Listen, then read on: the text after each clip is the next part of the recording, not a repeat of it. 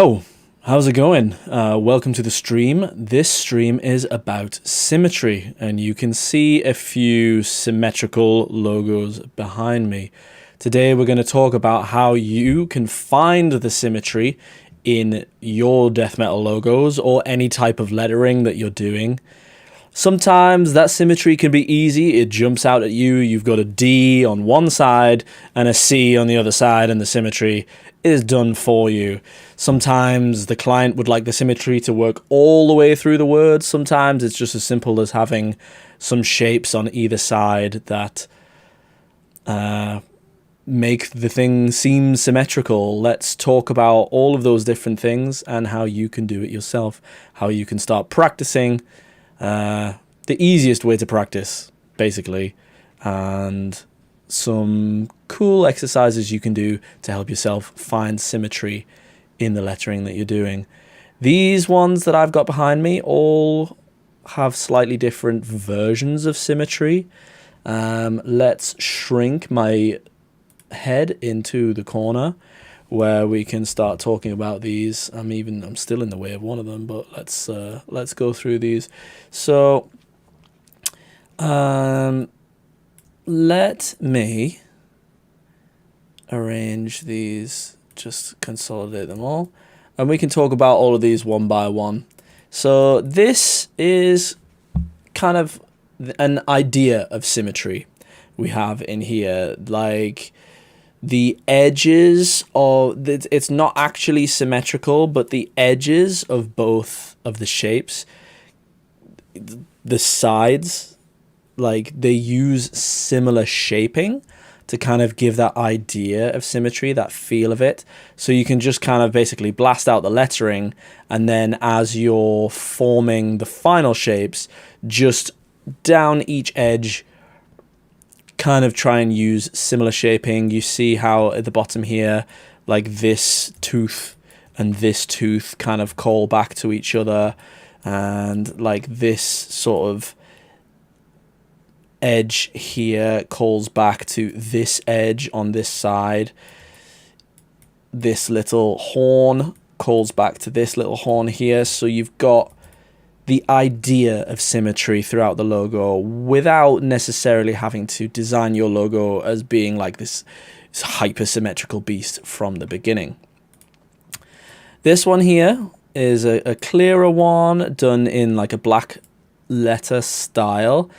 And the symmetry is kind of like, again, this is one where the whole logo is not suggested, but by simply taking the shapes, so the little shape from the top there, the horns at the side here and at the bottom here, and transposing those, flipping them around to the other side, you create the same shapes at either end of the logo, so they're bookended by a symmetrical shapes, even though the logo itself, for the sake of readability in this case, is not completely symmetrical.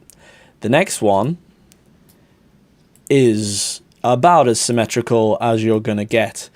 This was from a competition in the Community of Metal Designers Facebook group, which you can join if you are a metal designer, and this was a competition to redesign the Disney logo in a metal style, and you can see I went full symmetry here with this one. I did a big fancy D shape, which then I think I transposed over to this side to use as the top of the Y, and then brought this extender in on the Y and then transposed that back over to the D. So that's something you can do when you're designing logos, is particularly when you're working digitally. If you're in Illustrator or similar program, it's quite easy to copy something and flip it over so you can see how the symmetry is working. If something looks nicer on one side than it does on the other, or you design it the other way for it to work better, then you can flip it back and use those elements again to make sure that the symmetry is working as well as it can in both directions, rather than just spending hours dialing down on details for it in one direction to only then flip it later on to realize that, oh, it doesn't actually work super great like that. There is some element, if a customer or you, whoever wants the logo to be hyper symmetrical, there is an element of letting go of readability. Drag this one over into here. You can see, like, these are both symmetrical, but one is far more symmetrical than the other, but also one is far more readable than the other. The Mud Cult logo is much more something you would use for a brand name that you want people to be able to read, but it's still got that hint of that kind of symmetry there that comes from that metal styling, whereas the Disney one is where you want to go full ham and have it as symmetrical as possible. It is readable to my eye, but I designed it so I know where all the letters are supposed to be. Perhaps other people wouldn't think that, but that's okay, because metal logos sometimes aren't super readable, and sometimes you just have to kind of make that commitment to the shape becoming recognizable over the readability of the logo itself.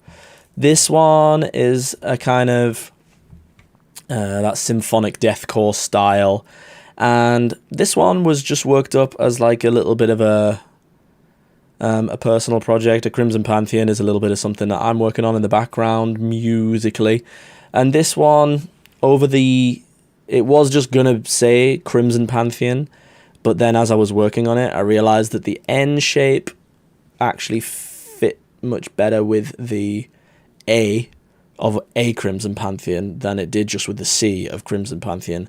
So that's something you can do if you're just working on your own practice logos, like this one is for me. You can kind of be a little bit loosey-goosey with exactly what the wording is to make sure that it will work best in the end piece.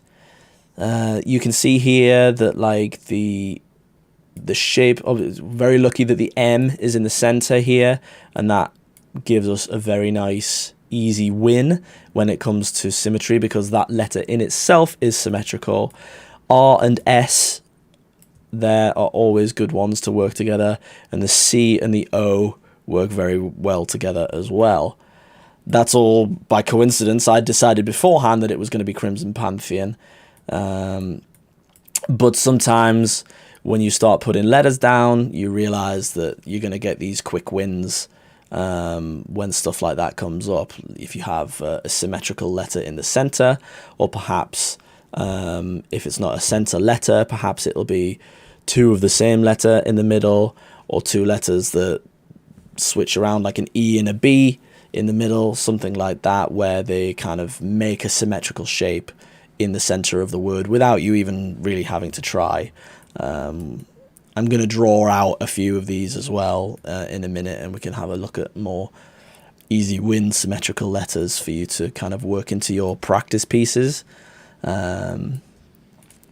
Again, this one is like a super symmetrical one, but kind of in the black letter style again. Widow is a quick win because you have the D and the O in the middle and the W at either end, so symmetry there is quite easy. You can see for the black to really drive home the symmetry there, I have taken the K shape from this end and transposed it back onto the front of the B to give you that really symmetrical look to the lettering. Even though the K shape there isn't really doing anything, it's just sat there looking kind of cool. That's what happens sometimes in metal logos. And then you can see there in the L and the A that I've kind of flipped the L around and used that to draw out the A, so that they can remain symmetrical as well. Again, readability here might not be the best, but it's all about that recognizable shape and the cool factor, to be honest, when it comes to metal logos. Heathen here is a cross between that black letter styling and sort of molded death metal shape. The H and the N on either end, obviously basically just two uprights with a cross brace, so that's nice and simple in terms of keeping things symmetrical. You can see here there's lots of spikes that come off. That's a good way to keep, sorry, my voice is going, let's tee up here. That's a good way to force more symmetry into a design without having the letters themselves just have to be, like if you're in something like this that's black letter, you're very much just at the mercy of the letter forms, whereas once you start to go into those death metal kind of shapes, you can start adding in these spikes at the top, even if the letters themselves weren't as symmetrical. Two big huge spikes at the top that match the spike on either side there that comes out in the same place on both sides. You can work that symmetry into your letter forms without the actual letters having to be that symmetrical. So let's flip across into our drawing program and have a little go at the easiest way to start practicing your symmetry. If you only have a pen and paper, that's fine. You can just kind of like flip-flop back and forth, try different things. I actually like it because you can kind of mold the lettering more once you start drawing it out rather than just taking what's given to you by this technique. But what this technique is very easy. Most drawing programs that you use, Photoshop has it.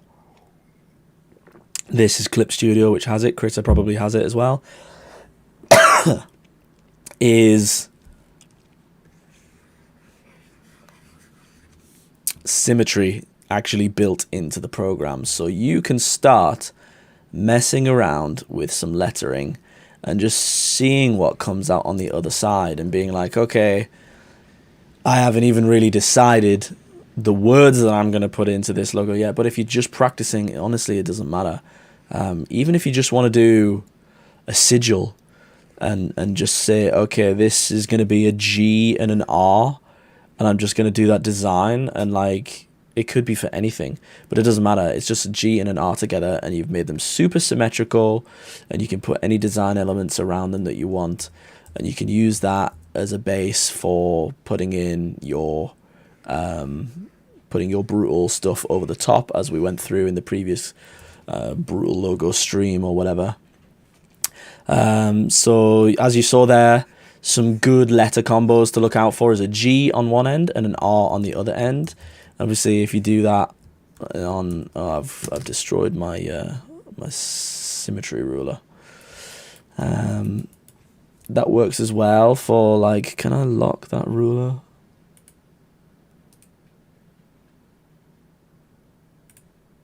I don't know. I'll try not to delete it again. But yeah, so if you have an R on one side, and it can be an S on the other side as well. So R and S works well together, and same is like if you have it on one side, it goes to the other side as well. Like we discussed before, a B on one side can be an E on the other side. And one cool thing that you can do, like we did with the K on the Black Widow logo, is after your E there, if there was like another letter with a back to it, you can kind of put it in the B, like an EK. Like it just kind of becomes like some superfluous death metal shaping on the back of the B, but it can actually become a letter after the E. Say, what would a letter after the B would, the E would probably be like ED is quite a common word ending. So if the D was on like the back of the A, you could, on the back of the B, you could just kind of have it there as like a bit of a shape. So it starts with the B with just kind of a bit of cool shaping on the back of it, but on the other end of the letter, it actually ends in the ED that you were planning.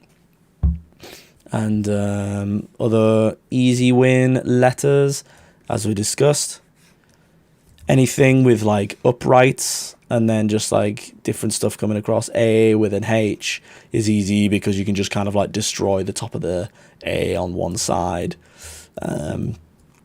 C and O, anything that's both somewhat circular is quite easy to keep on the go. And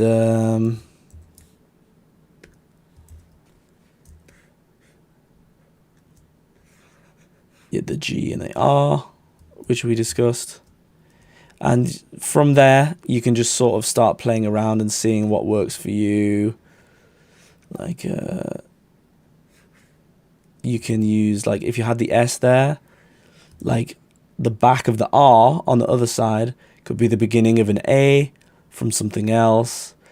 And just see how far you can push the symmetry. You might only want it on either side, and the word in the middle can just be whatever. You might want to make some shapes. If you're doing practice, just start from the shapes before you even start working the letters in there. Just have the shape of your logo that you make up and make yourself something that you think looks really cool. It could be absolutely bonkers, like absolutely off the wall. But then you go in there and start finding, okay, what letters can I work in here? How can I? Then you turn off your symmetry, and after you've turned off the symmetry, then you can start drawing in other shapes that fit on one side and are different on the other, but then you've still got the overall shape which keeps it symmetrical, even though the letters become different on each side as you work into it. My cold is getting the better of me it wasn't that bad when I started, but it's absolutely kicking my ass all of a sudden.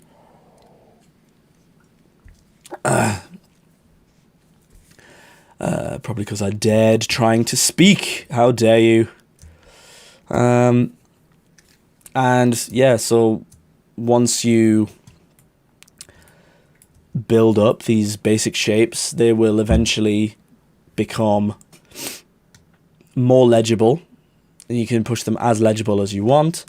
You can, as I've said, like have your logo kind of somewhat symmetrical, but then thanks to the sort of ideals of death metal logos, you could have some shapes that come off one side and start to use those shapes to either suggest symmetry or force symmetry in places where you didn't have it before. If a word is sort of not super symmetrical, like it maybe a little bit, but you can add in a few more shapes to kind of suggest more symmetry throughout the logo. And if you've got that in your base shape, you can then just begin to add more symmetry into the lettering. And I think we have, in the death metal space, in the extreme music space, we get a lot of leeway. We can get away with a lot of like unreadable stuff. So use that. Make stuff that just looks super cool. There is a bit of a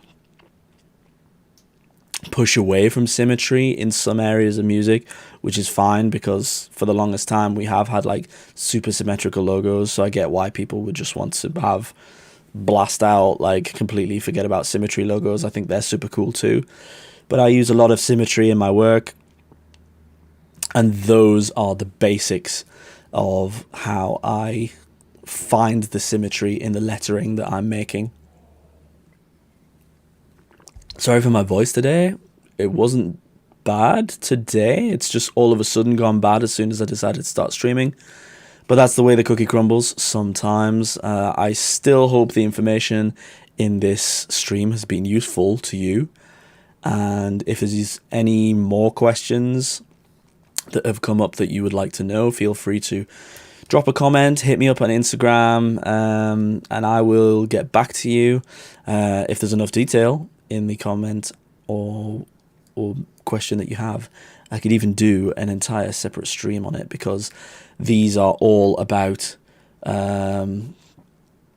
being as useful to you as possible. That's the entire thing. Nobody 13, yo, thanks for getting in touch. Too many bong rips, not for a long time, my dude. Maybe 10 or 15 years ago that would have been the truth, but right now it's because I have a 3-year-old who doesn't know to turn away when he coughs directly into my eyeballs, so I spend most of my time deathly ill. Yeah, thanks for catching the end of the stream. Really appreciate you turning up, and appreciate everyone who's watching. Next week is a stream on a project that I'm working on. It'll be making the background for a new project, an interactive project where you guys can get involved and help me out finishing it off, and help out some mental health charities along the way, which I think is going to be super sick. So stream same time next week. I hope you have a good one. Cheers. Bye bye now.